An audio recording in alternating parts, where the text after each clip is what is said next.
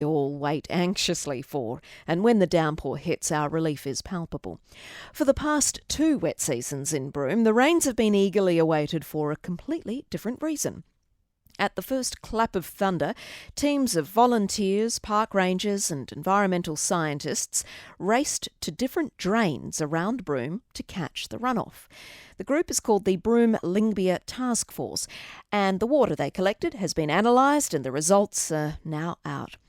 Gayan Gunaratne is a PhD student at the University of Western Australia, and Associate Professor Ryan Vogwill is from the School of Earth and Environmental Studies at the University of Western Australia. Good morning to you both.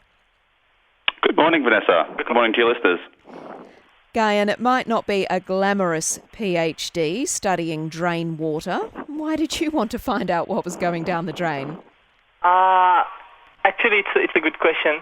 The first it came to Ryan and Matt. They are my supervisors, and they looked at my research profile, and I'm also interested in. So that's how I ended up here in Broome after all. Studying drain water. So what did your test results find in the stormwater, Gayan? Actually, we looked at a couple of things.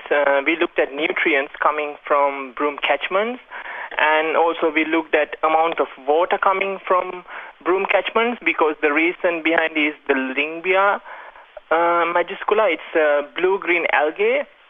Maybe you guys have heard of this word before. Yes. It's since 2005, I think Roebucks Bay experiencing this bloom problem.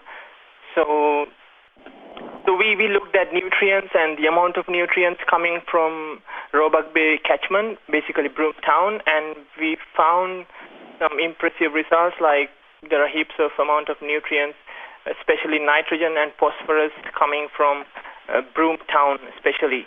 But it's in Broome North, it's still it's not a significant amount, but it's still coming a less amount of nutrients from Broome North town. And one reason may be the engineering, the stormwater engineered stormwater system in Broome North. So that is one reason for the less amount of nutrient from Broome North. But Broome town, it's the main culprit. Like, it's acting as a nutrient source for the Roebucks Bay at the moment. Ryan Vogwill, could you elaborate a bit more on, apart from nitrogen and phosphorus, what else was contained in the runoff samples? Vanessa, we didn't really look too much at other properties, because I guess, getting back to your first question to Gayan, when Gayan came to Matthew Hipsey and I, and he wanted to start a PhD working on a coastal system in Western Australia, I've been working on Broome for some time, and as Gayan said, there's been intermittent Lyngbya blooms since 2005. So really, the focus for us was to look at the likelihood that stormwater from Broome was generating these Lyngbya blooms, or whether there was another source needed. So we didn't look much beyond the nutrients, apart from looking at basic water quality parameters like the amount of total dissolved solids, or really effectively salt that was in the water, as well as the water's pH, and that was really about all we looked at for this study. Now, the first flow of water is quite a key part in this study, isn't it, Ryan? Look, absolutely, Vanessa. We've seen in other places all around the world what's known as the first flush phenomenon.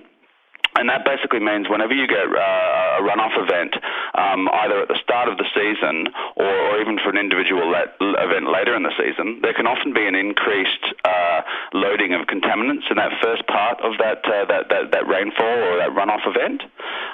So we were really focusing on the first flush, as we knew that there was a very good chance that there was going to be a very elevated concentration of nutrients in that first flush, which is what we found. And the levels that we found were definitely of some concern, and that we sort of thought that based on the loading of those nutrients going into Roebucks Bay, there's a very good chance that the stormwater is actually contributing to the Lyngbya blooms. But we know from the years of study that we've done that the Lyngbya blooms in some cases actually started growing before the stormwater went into Roebucks Bay. So we had to look a bit beyond just the stormwater and start looking at the groundwater as well, where we found some very heavily elevated nutrient levels also.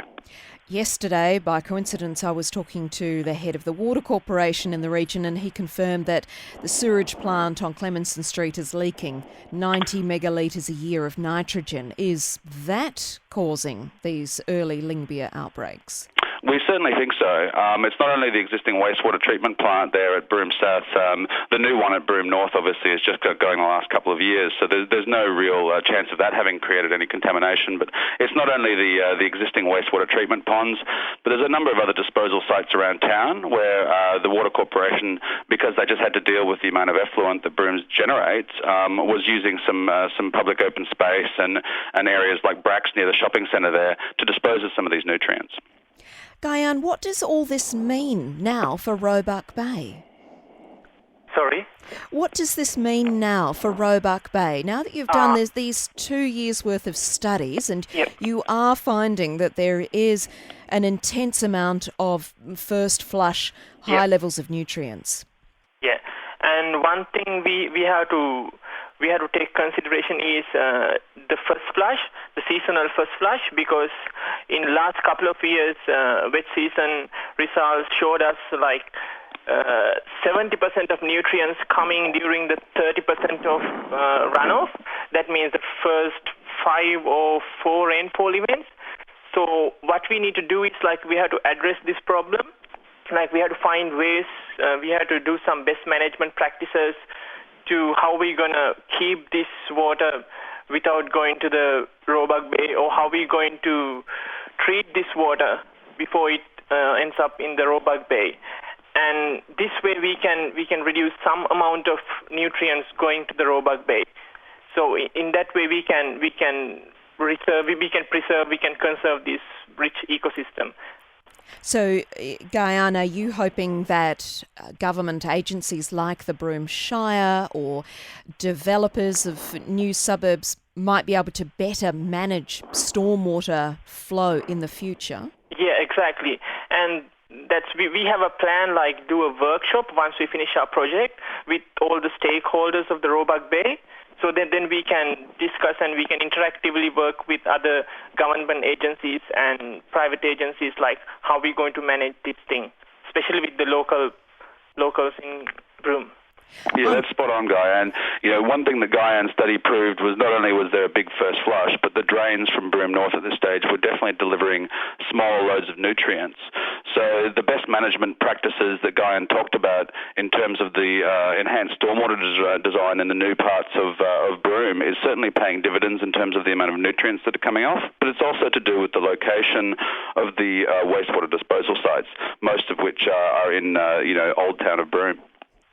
And Ryan, I understand that this project that the Bloom Lyngbya Task Force ran won an award.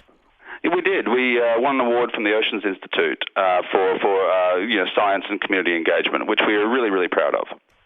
Do you think that this kind of study will have application for other towns and cities, be they coastal or inland? Look, absolutely. There's been a real paucity of information until this study about stormwater runoff relationships in the Kimberley. So it will be definitely applicable to other parts of the Kimberley, but not only the Kimberley, parts of the Northern Territory and Queensland are obviously subtropical to tropical as well. So there'll be some implications for those sites also, but also all around the world. And we're in the process of writing this up for publication in international journals, and that's all going very, very well. So we're hoping to submit some articles over the next few months. Do you think Gayan's passed his PhD? Absolutely. Gayan's been an absolute champion. I'm pleased to hear it. It's been great to speak with you both. Thank you. Look, thank you, Vanessa. And just before we sign off, I'd just like to thank Rangelands NRM for all of the funding, the Department of Parks and Wildlife for their West Kimberley District for their incredible help and support, the Shire of Broome, who've been really active partners in parts of the research, particularly Leah Pearson, and most of all of our wonderful volunteers who gave their free time to go and chase these rain events at the start of the wet season over the last couple of years. It certainly is important, and good luck for the rest of your studies, Gayan. May we see you in a drain again soon.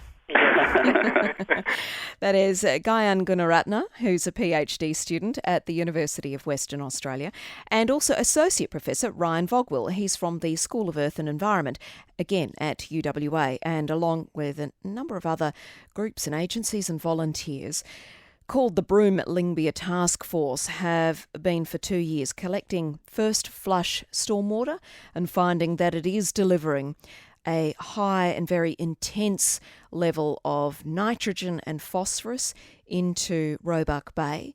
But it wasn't the sole cause of Lyngbya outbreaks. That groundwater, so i.e. water that's already there and flowing through the sands, is also adding to the Lyngbya outbreaks in Roebucks Bay. You're on ABC Radio.